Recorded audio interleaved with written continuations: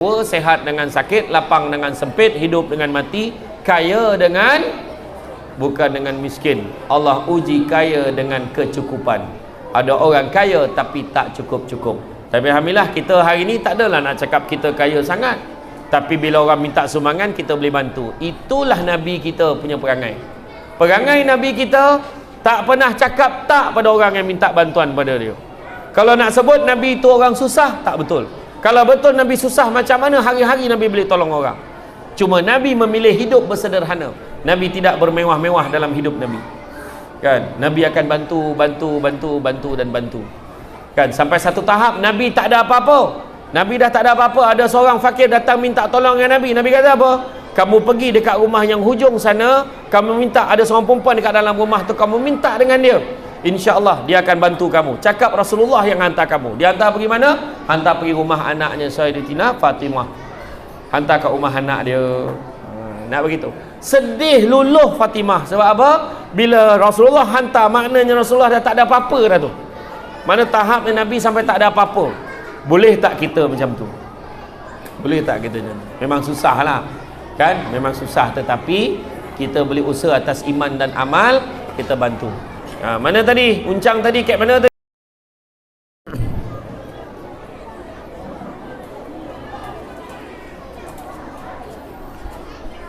A'udzubillahi minasyaitonirrajim. Bismillahirrahmanirrahim. Assalamualaikum warahmatullahi wabarakatuh.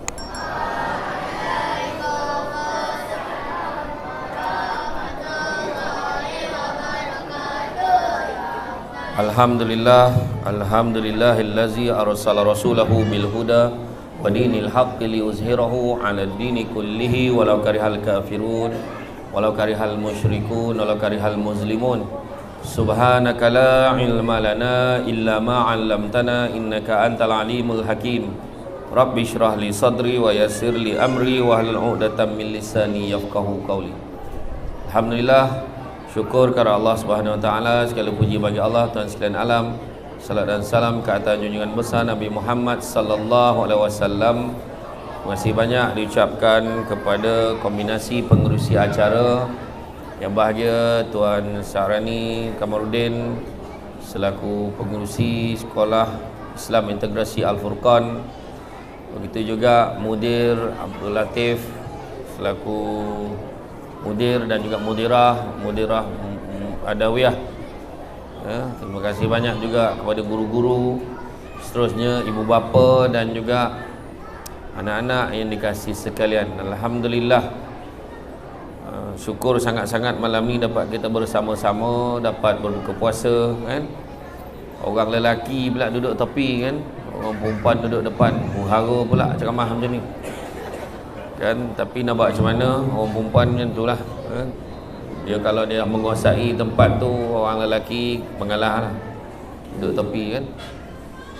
Lepas tu yang ramai duduk luar belakang pula tu, tak nak masuk dalam kan. Apalah, apapun malam ini ialah boleh cerita tentang Badar dan tadi. Mana malam ni malam perjuangan lah kan, malam perjuangan, pengorbanan kan? Yang mana malam ini kita pun sebenarnya berjuang daripada pagi kan sampailah pada malam ni Alhamdulillah, makanan pun banyak kan. Secara dalam istilah Jawanya potluck kan. Bawa potluck, ramai yang bawa tadi. Saya pun memang saya tak makan berat sangat. Saya makan buah pun Alhamdulillah sedap buahnya, macam buat sendiri. Buah-buahannya sedap kan. Tadi ayam masak merah pun sedap. Pada yang tak dapat tu, itulah namanya potluck kan. Nasib-nasib lah apa yang hidangan tu. Nasi je sama, lauk lain. Tu kena terima lah hakikat ya. Terima kasih banyak. Dan sebenarnya dalam perjuangan kita tu, itulah dia Allah Ta'ala sebut kan dalam hadis qudsi, macam mana Nabi bagi tahu apa yang Allah Ta'ala sebut. Sesungguhnya orang yang mengerjakan amal kebajikan pada bulan Ramadan ini kan, akan diberikan apa? Akan diberikan segala amal kebajikan yang kita buat, akan diberikan ganjaran antara 10 kali gandaan pahala hingga 700 kali gandaan pahala. Tetapi berlainan pula dengan puasa. Sebab apa Allah Ta'ala beritahu macam tu? Berlainan kerana aku sendiri yang akan memberikan ganjarannya. Allah akan bagi ganjaran puasa tu sendiri kat kita. Dan sesungguhnya, kenapa?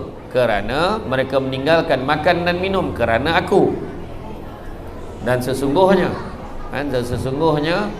orang yang berpuasa akan diberikan dua kegembiraan, dua kebahagiaan, iaitu kegembiraan ketika berbuka puasa. Tadi gembira betul, sampai kan ada adik tadi dah baca doa, dah ada yang dah nak makan dah, belum azan lagi, punya gembiranya dah tak sabar dah nak makan kan. Tak ada yang kecewa, kenapalah berbuka awal ni, tak boleh tunggu ke isyak ke? Tak ada. Semua orang nak berbuka tadi, gembira. Dan satu lagi kegembiraan ketika bertemu dengan Rabb-nya, iaitu ketika kita beribadah, ataupun andai kata Allah ambil nyawa kita pada bulan Ramadan, itulah orang yang paling berbahagia sekali.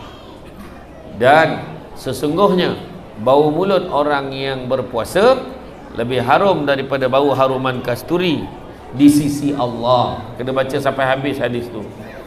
Ya, jangan saja kau harah akan bau mulut kau tu kat orang. Maknanya bau wangi ini di sisi Allah, ya. Jadi malam ini bila masuk bulan Ramadan, kita dah seminggu ke belum puasa? Seminggu dah. Ya Allah, kejapnya kan. Seminggu dah rupanya. Saya rasa macam baru 2-3 hari je kan. Cepat betul lah. Dan bila kita tengok, bila sampai aja Ramadan ni, tujuan kita berpuasa. Apa tujuan kita berpuasa? Tujuan kita berpuasa, kenapa kita puasa? Anak-anak tanya kan, mak, kenapa kita kena puasa? Jawapan standard orang Melayu, jawapan standard orang Melayu, kau jangan banyak tanya boleh tak? Puasa-puasa je lah. Banyak tanya, kata-kata. Kau tanya ustazah kau tu, banyak cerita, kata kan. Ataupun jawapan kedua, jawapan daripada dulu-dulu, daripada zaman mak-mak kita dulu, itulah jawapan. Kenapa kita kena puasa, mak? Tak puasa tak boleh raya, dia kata. Pula dah satu lagi, kan? Tak puasa tak boleh raya. Satu lagi, kenapa kita kena puasa? Orang lain puasa, kita puasa lah, jangan banyak cerita, kan? Tapi sebenarnya ada orang yang, kalau mu'allimah ni kan, yang berada di sekolah integrasi Islam Al-Furqan, macam tu kan, kenapa kita kena puasa? Allah suruh nak, tu jawapan dia kan. Allah perintahkan. Tapi ke anak-anak ni dia tak berhenti kat situ. Dia ada soalan susulan. Bila? Bila Allah suruh tu? Lama dah. Dalam Quran Allah bagi tahu dalam surah Al-Baqarah ayat 183, Allah Taala bagi tahu, ya ayyuhallazina amanu kutiba alaikumusiyam kama kutiba alal ladzina min qablikum la'allakum tattaqun. Yang bermaksud, wahai orang-orang beriman. Maknanya orang beriman aja yang disuruh ni. Orang tak beriman memang tak buat.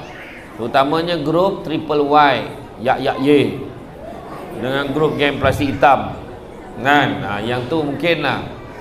Tetapi wahai orang-orang beriman, diwajibkan ke atas kamu berpuasa seperti mana orang-orang sebelum kamu, yakni berpuasa. Diperintahkan berpuasa sebelum tu. La'allakum tattaqun, mudah-mudahan kamu berpuasa.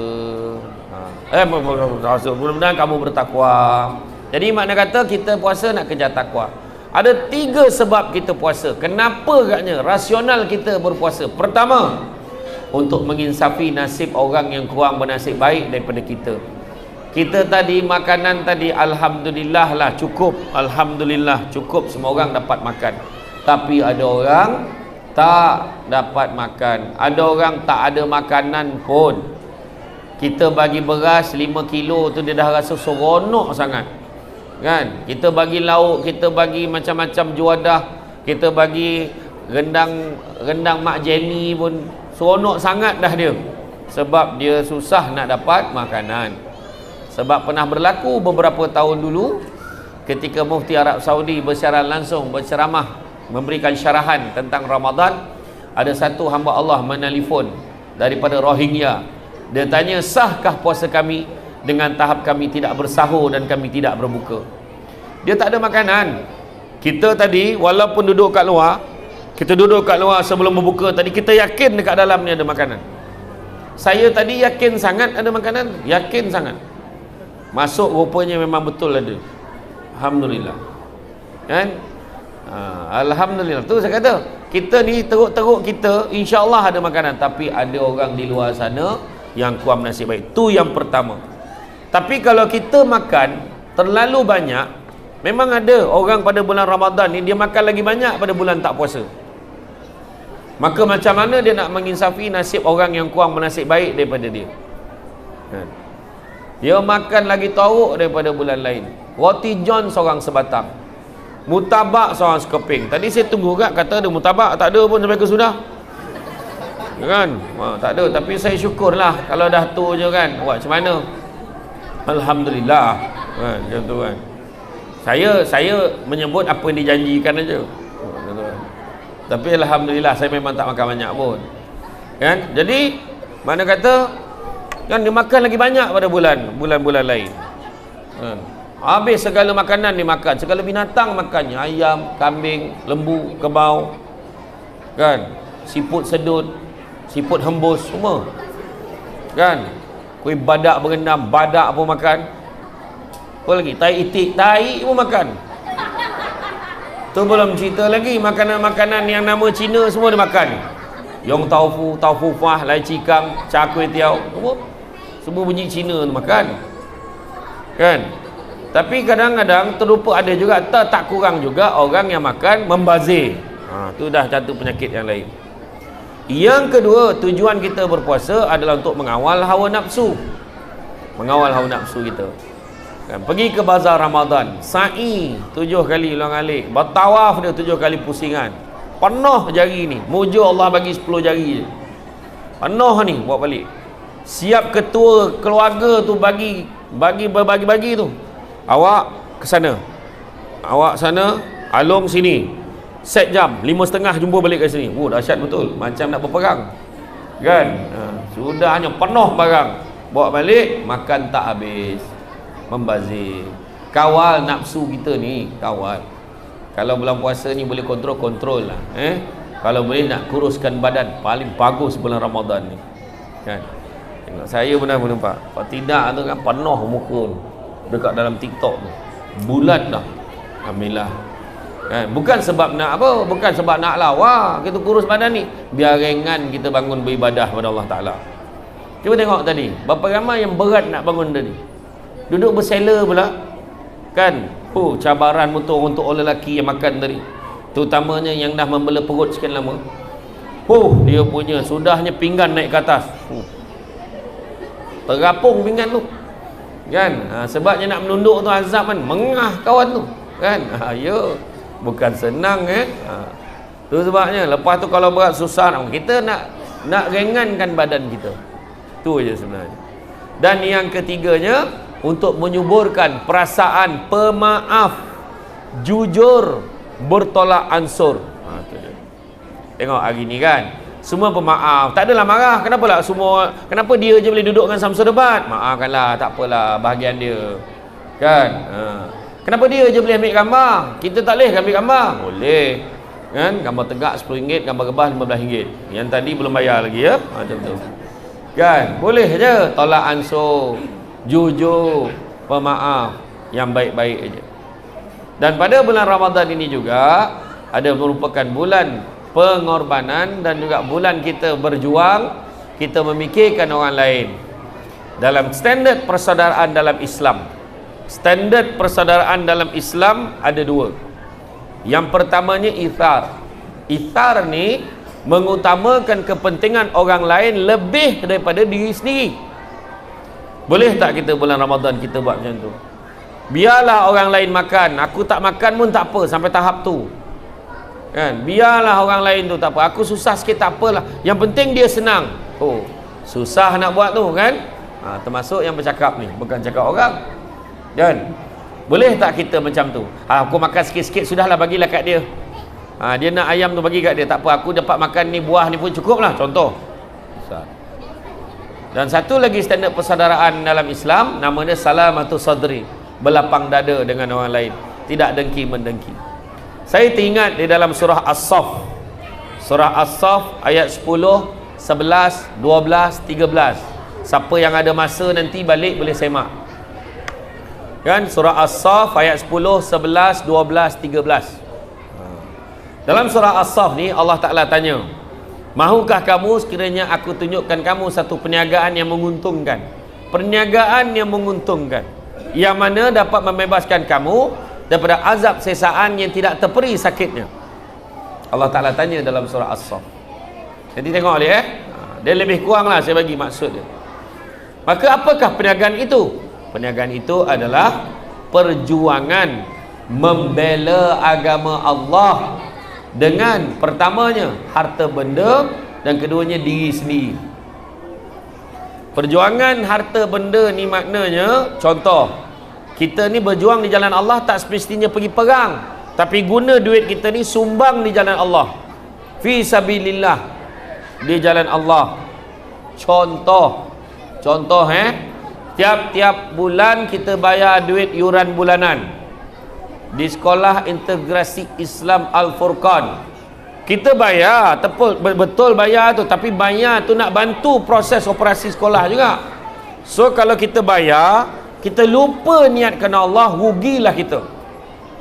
Aku bayar ni, bayar yuran ni kerana Allah. Mudah-mudahan anak aku dapat belajar ilmu agama, anak aku dapat menyediakan bekal akhirat, dapat bantu ahli keluarga dia. Contohlah, kerana Allah. Buat kerana Allah. Dan bila kita buat macam tu, itu dikatakan juga sebagai harta benda tadi. Bukan senang. Bukan senang. Ada orang ada duit, tapi kedokut kan jangan cakap lah. Kan? Bapak kedokut kalau tukar sport rim, copek. Kan? Tukar handphone, tukar casing. Kan? Tukar casing handphone. Kan? Top up. Macam-macam lah. Boleh, tak ada masalah. Tapi dalam bab agama, berkira. Berkira kadang-kadang. Malam ni kadang-kadang datang berlenggang kan, tahu makan ke. Tu yang bercakap ni lah. Kan? Sebab saya tak tahu lah potluck, kalau aku singgah tadi bawa sikit kan. Tapi alhamdulillah keberkat kerjasama semua orang, alhamdulillah lauk berlebih-lebih malam ni. Nasi pula tak cukup. Katanya lah. Itu saya tak ambil nasi tadi. Saya nak bagi bahagian orang lain. Macam tu lah. Jadi makna kata tadi harta benda dan diri sendiri. Maksud diri sendiri apa? Perangai kena elok. Kan? Perangai kena elok. Bak kata orang, makan sirih berpinang tidak, pinang ada di Kota Melaka. Makan sirih menganyang tidak, tagah dek budi dengan bahasa. Perangai biar elok. Kan? Muka biar dia buruk, tapi perangai biar elok. Ni muka lawa, perangai tak semonggah. Kan bayar. Kan? Bukan main lagi. Lawa, make up tabah, tapi hormat orang langsung tak ada. Contoh. Kan? Pergi meminang anak dara orang, nak tengok budi bahasa dia, cara dia berjalan, cara dia menatang dulang tu, cara dia mengidangkan, senyum macam mana, jemput makan pakcik, Allahu Akbar, kau pakai abang kan elok, gitu kan. Contohlah. Iya, sebab itulah Imam Malik kata biar ilmu sikit tapi jangan tak ada adab. Adab ni mustahak adab ni. Kalau mencari pokok berbuah, pucuk elok, biar dahan berdaun. Kalau nak jadi insan bertuah, duduknya beradab, tagak bersantun. Nampak? Biar dia elok macam tu. Iya. Kan? Macam tadilah kita tengok nak panggil Samsul debat ceramah, orang dah ramai dah ni. Yang MC tu dua-dua tu tak habis-habis bercakap. Copek lah bagi orang nak ceramah ni. Ada orang kau yang bercakap. Ni contoh.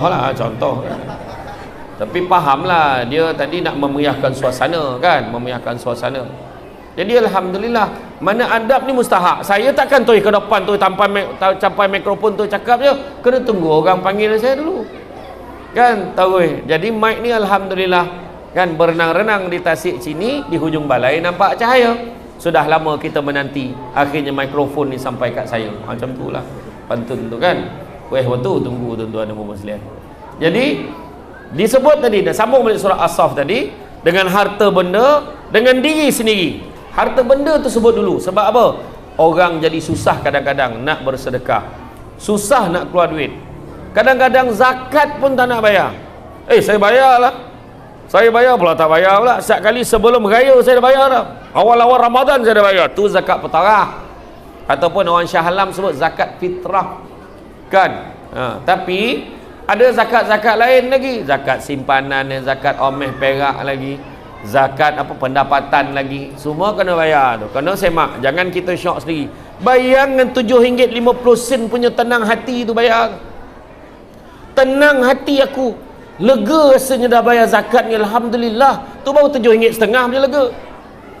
Tu belum beratus beribu lagi yang kita bayar untuk yang kita bayar zakat pendapatan kita. Itu lagi lega. Cuba bayar, ya. Orang perempuan dia tak berapa respon sangat benda tu, sebab biasanya dia lopeh kat orang lain, kan. Belah-belah sini lah yang memikirkan tu. Belah sini ni kadang-kadang dia sibuk, kan. Dia bayar zakat, bayar dia tak tenang juga. Kenapa? Rupanya bayar untuk tanggungan, untuk dia lupa. Kan? Sebab sekarang ni semua nak cepat. Kalau tidak dulu kan tulis nama satu-satu. Sekarang ni perbalik dah. Ambil ni tak ada dah sekarang ni. Sekarang ni dia bagi berapa orang? 5 orang. Pap dia koyakkan 5 dah ambil tu. Kau tulislah sendiri. Kadang-kadang macam tu. Kan? Tak. Tu sebab saya cerita tadi. Jadi apakah kelebihan dia? Dalam surah As-Saff beritahu perniagaan tu tadi ada 4 kelebihan Allah bagi. Berjuang dalam agama Allah untuk dengan harta benda dan diri sendiri. Ada 4 kelebihan. Pertama, keampunan dosa-dosa. Melainkan yang datang hari ni yakin, alhamdulillah ustaz, setakat bulan Mac-nya dah masuk, nak masuk bulan April dah besok, alhamdulillah belum ada dosa lagi tu. Tolong angkat tangan siapa yang rasa macam tu. Yang angkat tangan tu pun berdosa sebab tak sedar diri, ya. Macam tu. Jadi makna kata tentu ada dosa. Tadi pun berlambat-lambat orang tadi cakap tingginya Samsul debat, mengumpat, saya maafkan, kan, macam-macam sebut tingginya. Dalam TV nampak tua, wajar betul. Itu pun saya maafkan, tak ada masalah. Tak ada masalah, okey je. Saya okey je. Kan? Jadi makna kata, pertama, keampunan dosa-dosa. Yang kedua, Allah bagi apa? Syurga adnin. Yang mana di bawahnya mengalir sungai-sungai. Indah, cantik, sungai tu boleh mandi, boleh minum. Ya Allah, hebat betul Allah bagi. Yang ketiga, apakah keuntungannya? Allah nak bagi pertolongan kepada kita yang memerlukan. Allah akan bagi pertolongan. Dan yang keempat, Allah akan berikan kemenangan, kejayaan yang mana cepat masa berlakunya. Copeklah, kan? Kita semua kalau boleh nak berjaya, nak cepat, kan? Tapi modal tak nak keluar, macam mana? Salah satunya sedekah. Sedekahlah. Contoh macam malam ni panggil penceramah. Tentu-tentu ada sedekah biasanya untuk penceramah, kan? Biasanya. Saya pun tak tahulah berapa, kadang-kadang ada. Kan tadi bagi makan pun sedekah dah. Dan tak pernah saya kisah dah. Tak pernah. Saya cakap tak pernah saya cakap mesti bayar banyak ni. Kau tak datang. Tak pernah saya cakap macam tu. Kalau dah tu kemampuannya nak buat macam mana, kita alhamdulillah. Ilmu ni pun bukan kita punya. Allah bagi pinjam suruh kongsi. Betul tak? Alhamdulillah. Tu sebab malam ni kita duduk sama-sama ni sebab salah satunya kita nak bantu. Malam perjuangan ni, pengorbanan. Malam ni tuan-tuan dan puan-puan sekalian, apalah salahnya kita bantu dana sekolah ni. Sebab saya difahamkan sekolah ini boleh bertahan hingga ke hari ini, salah satunya berkat daripada sumbangan orang ramai. Bagilah sumbangan. Kau tak boleh bagi sikit, bagilah banyak. Macam tu lah kira. Tak susah buat nak seper dah. Senang betul. Tak boleh bagi RM10, bagi 100. Tak boleh bagi 100, bagi 1000. Kau tak ada duit pun tak bawa, lurut lah, golang tangan, golang kaki, rantai mana yang ada tu lurut lah. Tak nak pakai tu. Pandailah Haji Syarani ni nak pergi tolak kat kedai Cina tu dapat berapa, kat kedai Omeh tu dapat berapa. Tak pun handphone yang ada tu letaklah. Yang iPhone ke apa tak kisah, bagilah yang terkini ke lama ke. Kita tolak kat kedai Cina tu dapat berapa, insya-Allah. Tak ada masalah. Bagi apa yang kita boleh bagi. Jangan senyumnya. Sebab senyum tu betul sedekah, tapi uncang yang budak tu bawa kejap lagi tak nak kau punya senyum, ya. Dia nak bondo yang bernilai, salah satunya sedekah. Tapi boleh tak transfer? Boleh transfer dalam akaun yang ada, iaitu akaun bank Islam 05012 0203 8212. Itu akaun bank Islam Samsul Debat. Kan tahu ke Samsul Debat? Kan nanti boleh tanya dengan Tuan Haji Syarani, boleh tanya dengan mudirah macam mana nombor akaun ni. Saya nak transfer, saya memang tak bawa duit banyak, saya transfer je. Boleh, tak ada masalah. Sumbanglah. Sebab apa? Pertama-tamanya sedekah ini, sedekah tak pernah memiskinkan orang. Nabi kata tidak akan berkurangan harta orang yang berinfak, melainkan bertambah, dan bertambah. Percaya cakap saya? Kan? Saya dah rasa dah bertambah. Sedekah lagi bertambah. Saya baru balik 2 minggu lepas, saya bawa family saya pergi umrah, seramai 46 orang family saya bawa. Saya bawa pergi, alhamdulillah seronok. Patut pergi bulan 12, Saya adjust sebab takut tiket flight tak ada, saya adjust bulan 2. Family ni lagi bahaya, kalau ada masalah 10 kali raya tak habis cerita. Tu sebabnya saya bawa bulan 2 kan. Dah confirm ada hotel, dah confirm penginapan semua okey, baru saya bawa bulan 2. Yang bulan 12 saya tu sebab satu grup, yang ni saya buat grup. Saya tak terikat dengan mana-mana travel. Tu saya bawa family saya. Tu salah satu bentuk sedekah. Ada kebanyakan ahli keluarga yang saya bawa tak pernah naik flight. Naik flight terus pergi. Dan setiap kali pergi menangis. Dan bila menangis apa? Doa tu yang mahal. Saya dapat doa tu pun alhamdulillah. Itu tu sebab saya bila berceramah pun yang ramai gamar kat Samsul Debat ni orang tua, bukan orang muda. Kan yang orang tua-tua ni kalau jumpa semua doa, panjang umur lah ustaz, murah rezeki, dia kata macam tu. Tapi bila bergambar daripada dalam tolakung tu cenia dia, hebat dia. Kan terkejut pula aku kan. Aku cenia dia, anda orang tua ni kan. Tak, sebab doa tu yang mahal. Tu kata, bila orang yang tengah susah dapat bantuan daripada kita, dapat sumbangan daripada kita, ya Allah, dia akan mendoakan. Nak pihak sekolah hari ni kita sumbang. Alhamdulillah. Banyak kisah keajaiban orang bersedekah. Malahan Nabi kata apa? Sesungguhnya bala dan musibah tidak pernah mendahului sedekah. Siapa yang banyak masalah hidupnya, ada je masalah, anak buat perangai, bini buat perangai, suami buat perangai, sedekah apa banyak? Sedekah datang dengan doa sekali, Allah akan jauhkan daripada bala dan musibah. Allah datangkan kegembiraan pada kita.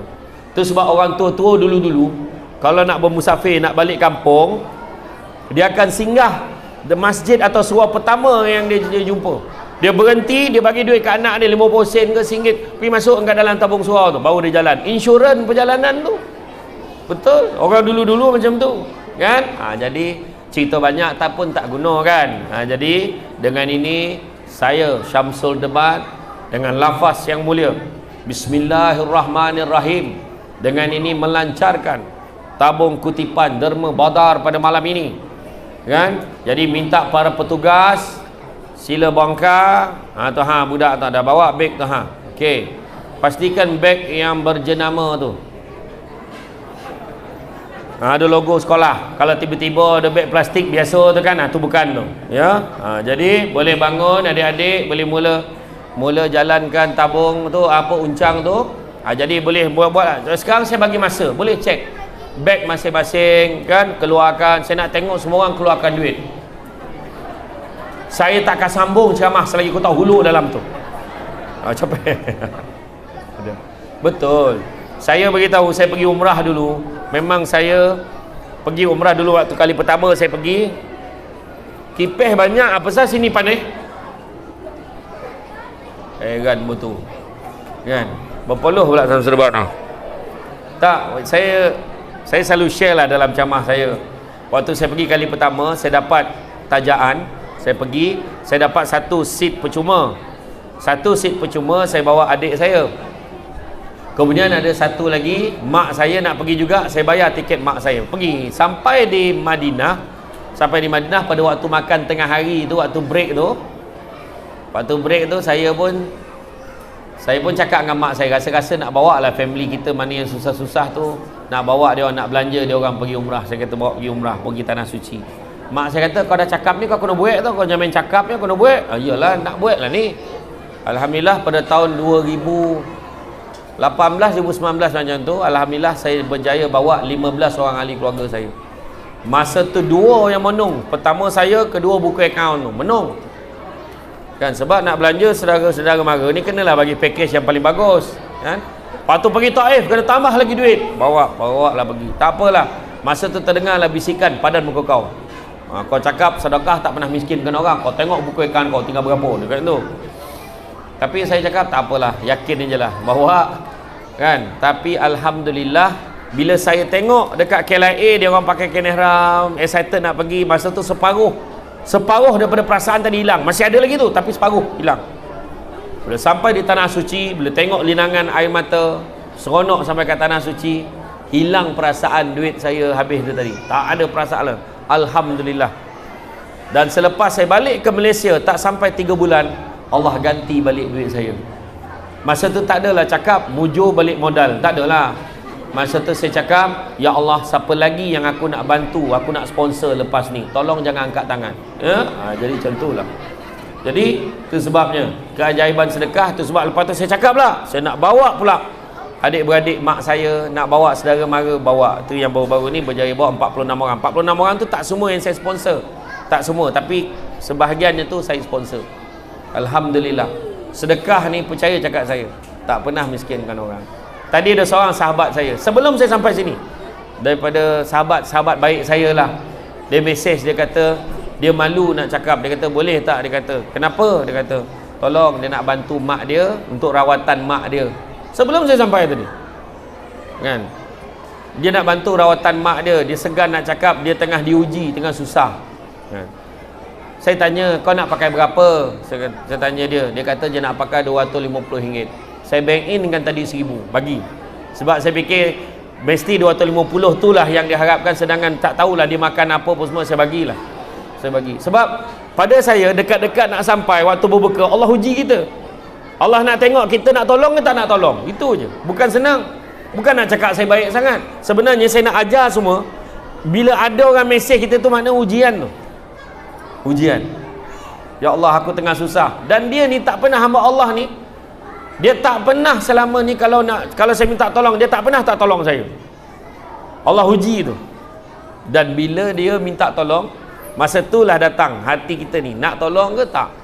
Tu sebabnya dalam Quran surah Ali Imran ayat 92 Allah beritahu, belum sempurna kebajikan seorang mukmin selagi mana dia tidak menginfakkan sebahagian daripada harta yang dicintainya.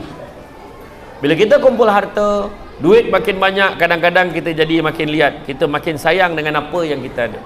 Buat rumah besar-besar kan, makin sayang nak tinggalkan rumah. Masjid pun tak nak pergi, seronok duduk rumah kan. Buat rumah besar-besar, bukannya orang makin ramai, orang makin tak ada. Buat rumah besar-besar, orang makin tak ada. Anak seorang-seorang masuk asrama, lepas itu masuk universiti, lepas itu kahwin lagi, menyampah tak nak duduk dengan kita. Betul tak? Rumah makin besar, orang makin tak ada. Pendapatan makin tinggi, ketenteraman jiwa semakin rendah, sebab kurang sedekah. Nampak tak? Duit semakin banyak, emosi makin tak terkawal. Betul. Bukannya makin banyak makin cukup. Allah uji muda dengan tua, sehat dengan sakit, lapang dengan sempit, hidup dengan mati, kaya dengan, bukan dengan miskin. Allah uji kaya dengan kecukupan. Ada orang kaya tapi tak cukup-cukup. Tapi alhamdulillah kita hari ni tak adalah nak cakap kita kaya sangat, tapi bila orang minta sumbangan kita boleh bantu. Itulah Nabi kita punya perangai. Perangai Nabi kita tak pernah cakap tak pada orang yang minta bantuan pada dia. Kalau nak sebut Nabi itu orang susah, tak betul. Kalau betul Nabi susah, macam mana hari-hari Nabi boleh tolong orang? Cuma Nabi memilih hidup bersederhana. Nabi tidak bermewah-mewah dalam hidup Nabi kan. Nabi akan bantu kan, sampai satu tahap Nabi tak ada apa-apa. Nabi dah tak ada apa-apa, ada seorang fakir datang minta tolong dengan Nabi. Nabi kata apa?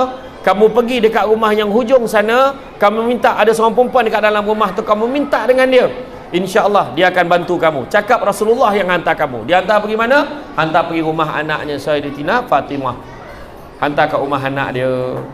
Nak begitu. Sedih luluh Fatimah. Sebab apa?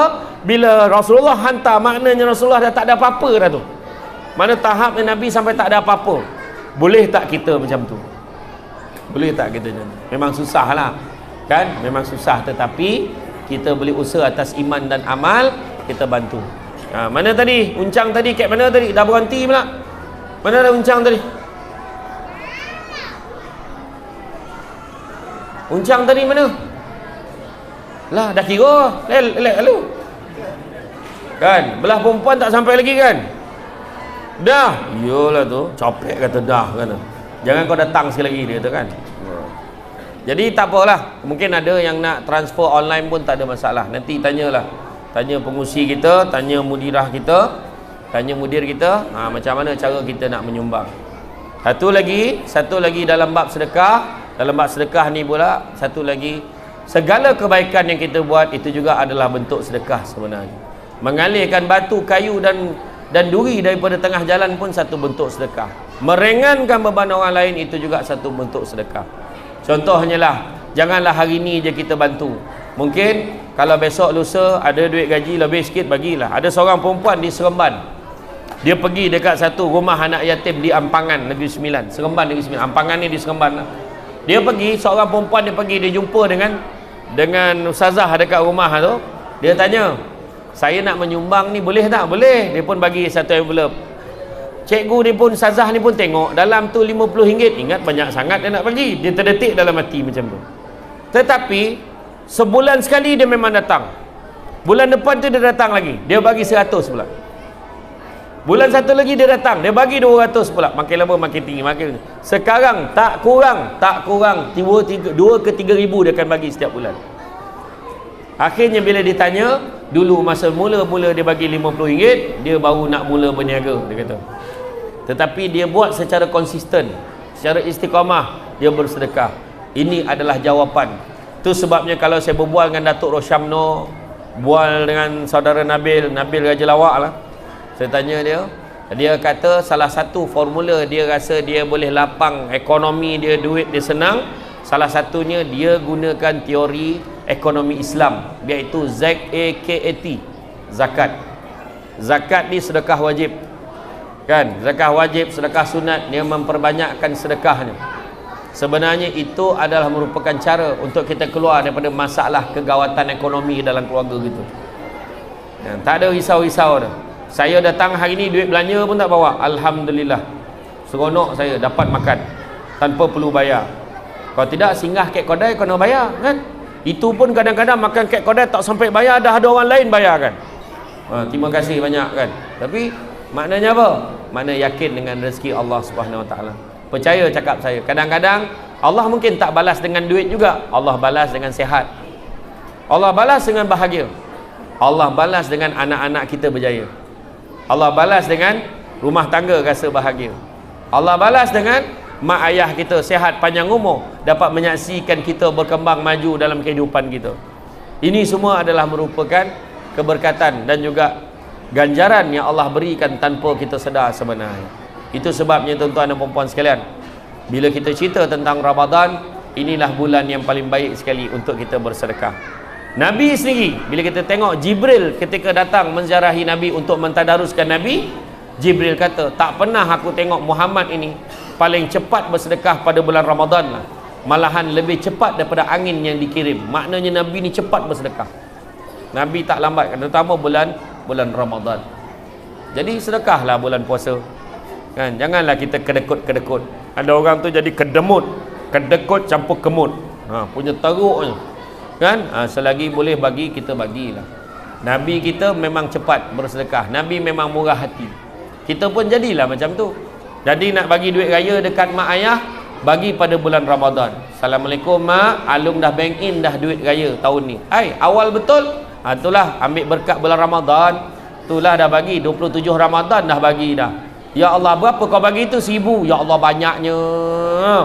Habis pagi raya dapat lain ke? Itu yang susah tu. Jadi anak pun cakap tak. Jadi kita bayarlah 900 dulu bulan Ramadan, tinggalkan 100 dan envelope untuk bagi pagi raya. Jangan kau bagi semua. Nanti tak ada pula akan tanda-tanda pagi raya, kan? Jadi tuan-tuan dan puan-puan rahmati Allah sekalian, hari ini mesej dia simple aja. Sedekah. Sebab kita tengok latihan takwa. Latihan takwa, kata Sayyidina Ali, pertama khauf rabbul jalil, takut pada Allah. Kedua, a'mal bi tanzil, beramalkan apa yang diturunkan oleh Allah. Ketiga, qanaah, berpada dengan yang sedikit. Dan yang keempat, persediaan untuk hari kebangkitan. Sedekah kita ni yang ketiga dan yang keempat tadi, qanaah, berpada dengan yang sedikit. Sikit rasa cukup, banyak boleh kongsi dengan orang lain. Ada lebih, sedekah pada sekolah, sedekah untuk kebajikan anak-anak kita yang belajar dekat sini. Dan yang keempat, persediaan untuk hari kebangkitan. Mati besok, Allah Ta'ala tak tanya banyak benda.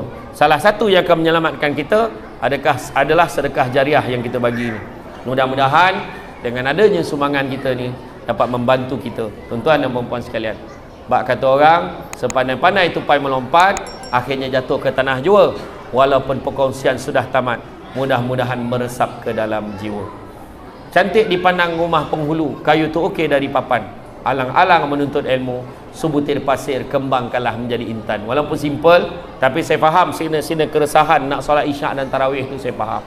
Saya nampak cara beralih-alih tempat duduk tu pun saya faham. Saya bukannya tak perasan, saya perasan.